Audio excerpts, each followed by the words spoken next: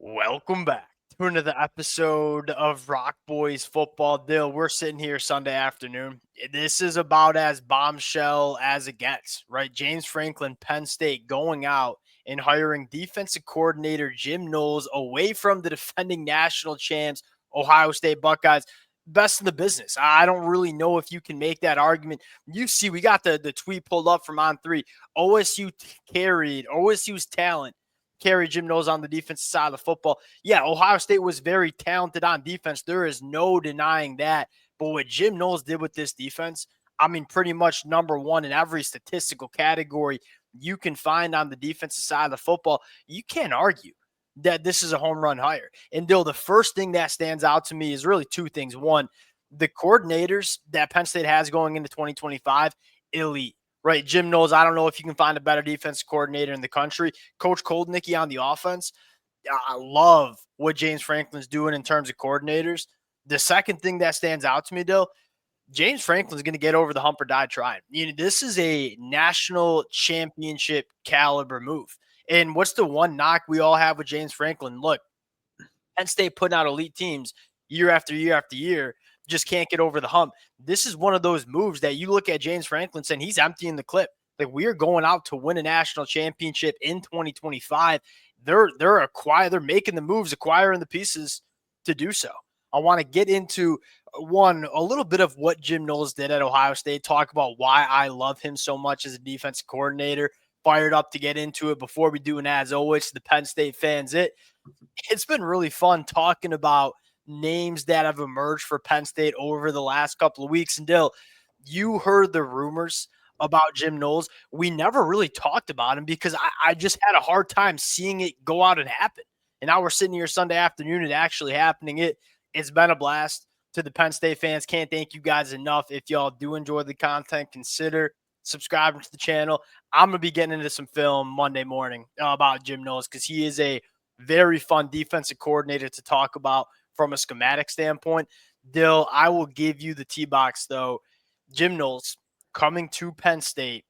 How are we feeling about it? In the initial reaction is almost exactly what you kind of had. It's like, okay, Penn State is, they're going to go win a national championship or die trying. That is almost exactly how I would phrase it.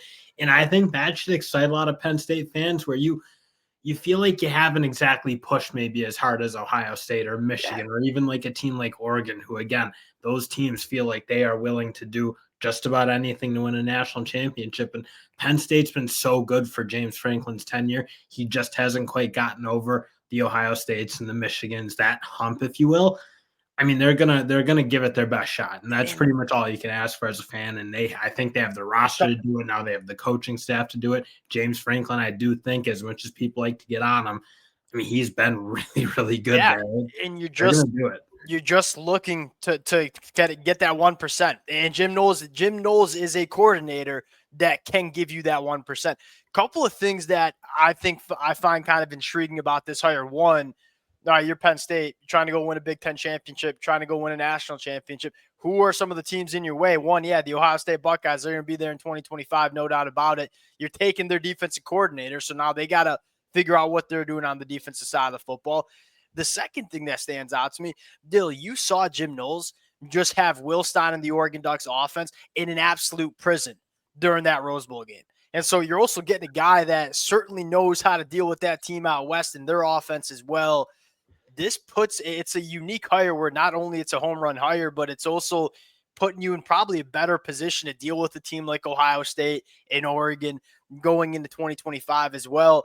And he's going to have the roster to be elite like that. I see, see that tweet under there, like OSU's defense care. Like, Penn State has a lot of talent. They have a lot of pros. I know they're going to lose some good guys. When you're a team that plays defense the way Penn State plays it, you're going to lose guys to the NFL every year. But, I mean, you look at guys coming back like Danny Dennis-Sutton, guys on the inside who can play. Zane Durant obviously comes to mind. Like, they have the roster to certainly do this. Now I think they have the coach to do it. And Tom Allen was great too.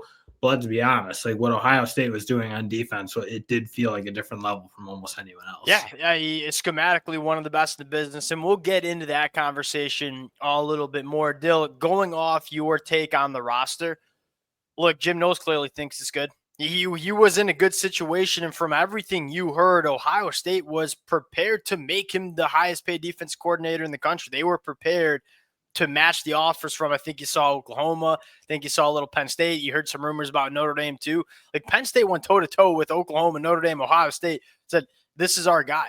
And look, Jim Knowles would not be leaving Ohio State in passing over Oklahoma and passing over Notre Dame unless he looked at Penn State and said, hey, I think this is a roster, a defense that I can come in and go be a hammer with. The getting briefly into what I love the most about Jim Knowles, and this is going back to his Oklahoma State days, the personnel usage, and this is something that I thought made Tom Allen so great at Penn State and today. We got a freak show in Abdul Carter. Let's figure out how to use him in creative ways to have him have the highest impact on a college football game possible. That clearly worked. Jim Knowles does a very similar thing. Now, you look at Caleb Downs, that's the one that stands out the most.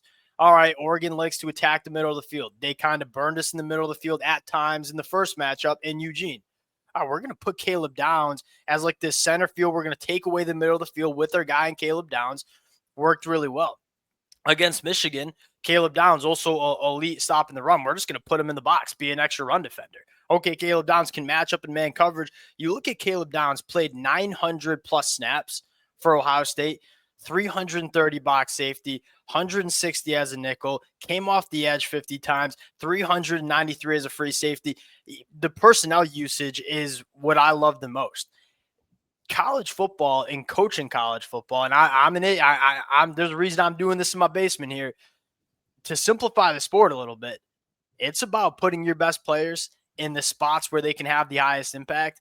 Jim Knowles knows how to do that. And also the Sonny Styles. Like, hey, we're going to take you from safety. We're going to put you at off-ball linebacker. Obviously, that worked very well for Ohio State.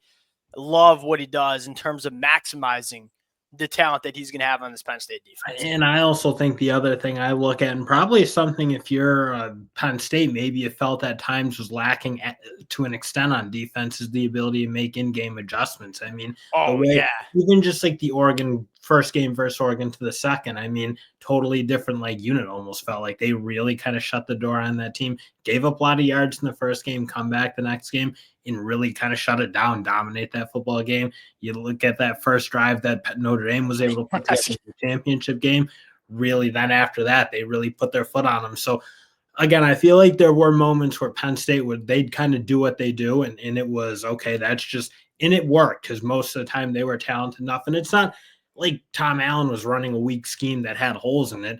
But it did feel like at times, like against Oregon especially, I'm like, oh, you're just getting killed over the middle of the field by Tez Johnson, and you never really found a way to deal with it. I do think I look at the way Jim Knowles has been able to make adjustments both over the season, both in game. I do think that's something that maybe gives you, again, we're talking like that 1-2% with this Penn State team to get them to where they want to be. Maybe you get that 1-2% with Jim Knowles. Agreed. Last thing I'll note to close out, and again, we'll dive deeper. This is just as Michigan fans, we ain't complaining about this one bit. Now I know we got to see him at Penn State. Great teacher. Like he wants to be, and you see, I think this is a really good example, like Wes Goodwin at Clemson. Really, really smart defensive minds. Sometimes don't always know how to teach it all that well. So you're trying to do all this complex stuff on defense. If you can't teach it, ain't going to work, even if it's brilliantly planned. He knows how to be creative. He knows how to be complicated, but he also knows how to teach it and have his defenses play fast. And if I were to sell, I mean, I don't think I need to sell any Penn State fans on this hire, but I mean, if you're going down the list and looking at this Ohio State defense in 2024, number one in the country, only allowing 12.9 points per game. Number one in the country, only allowing 254 yards per game of total offense. Ludicrous stat. 4 yards per play allowed, number one in the country. 2.7 yards per carry allowed, number two in the country. 10.7% sack rate, number one. I mean, it is number one in the country down the list of important metrics that we look at on the defensive side of the football. There ain't no other way to say this is a home run hire. And Dill, again, my biggest takeaway, Jame Franklin is pushing his chips in to the middle of the table and saying, we're going to go win a national championship in the 2025 year. They got the roster to do it. They got the coaching staff to do it. They're looking to get it done. Appreciate you guys rocking with it. To the Penn State fans, quick program and note from the Rock Boys here. The fellas are coming down for the Penn State Iowa wrestling match Friday afternoon. We're fired up about it. I'm an Iowa Hawkeye wrestling fan, but I'm fired up to catch that as well. Appreciate you guys. I just wanted to let the Penn State fans know. Appreciate you guys rocking with it. If y'all do enjoy the content, consider subscribing to the channel, and we'll talk to y'all later. Peace.